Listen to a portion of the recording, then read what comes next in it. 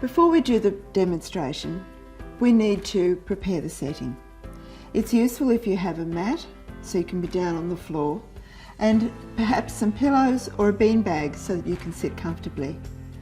Being down on the floor like this is a very good way to do the demonstration for a number of reasons, as I'll show you, but also because women like being on the floor when they're giving birth.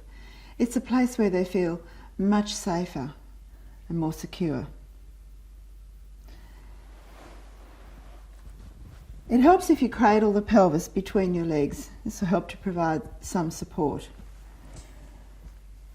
You need to secure the placenta, and the easiest way to do this is to just tuck it into your belt or perhaps under the edge of your t-shirt so that the placenta will stay in place and you don't have to be concerned that it may fall out when you're halfway through the demonstration. Make sure that the cord isn't tangled around the baby's legs or body, and tip your doll up like this. If you use your preferred hand to hold the doll around the neck, you'll be able to easily manipulate it as the baby is moving through. Your other hand can be used to support the pelvis, either here at the top or later on underneath here as the baby is moving further through. Before you start, just check again that the cord hasn't become lodged underneath the edge of the pelvis.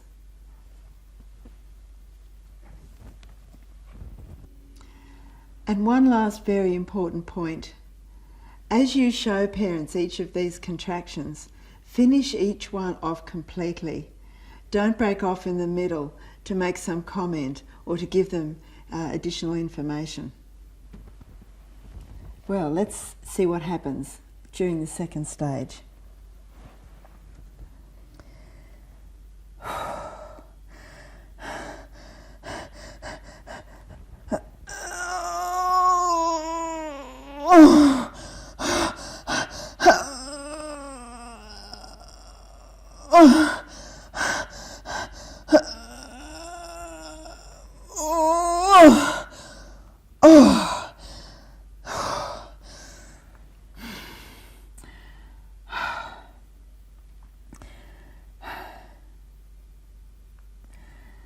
Oh, well, that first one's over.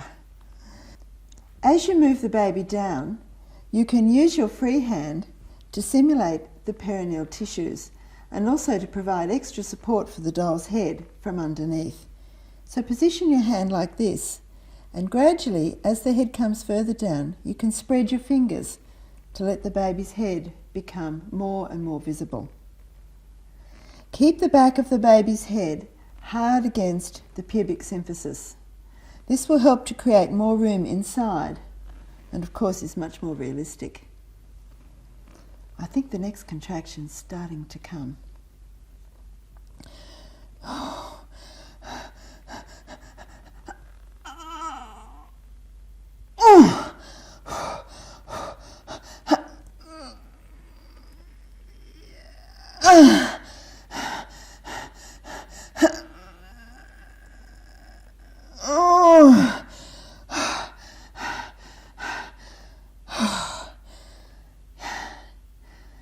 That one's over too. Now I think our baby's head is almost about to crown.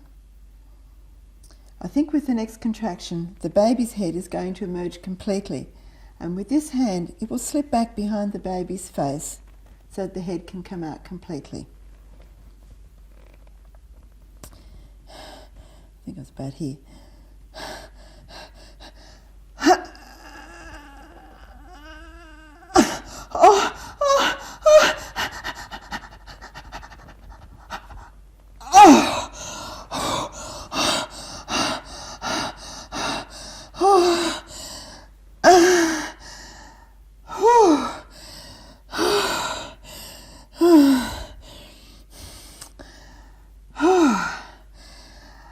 And there's the head. Oh, it's amazing. At this point, of course, the head is now going, baby's head is going to turn.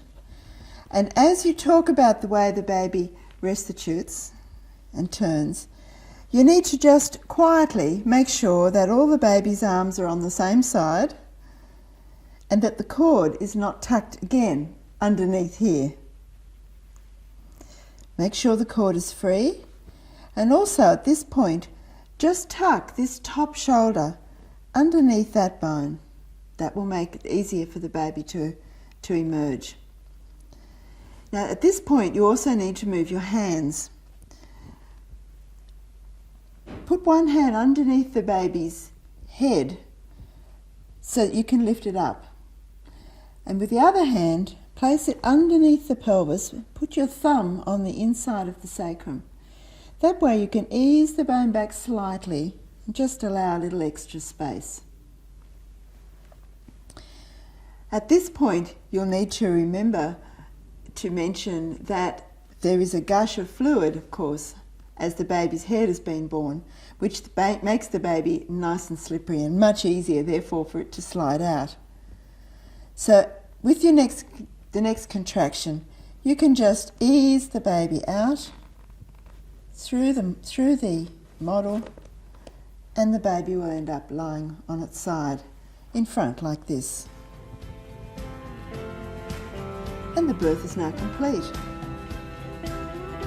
Oh, I think it's a little girl. It's really lovely.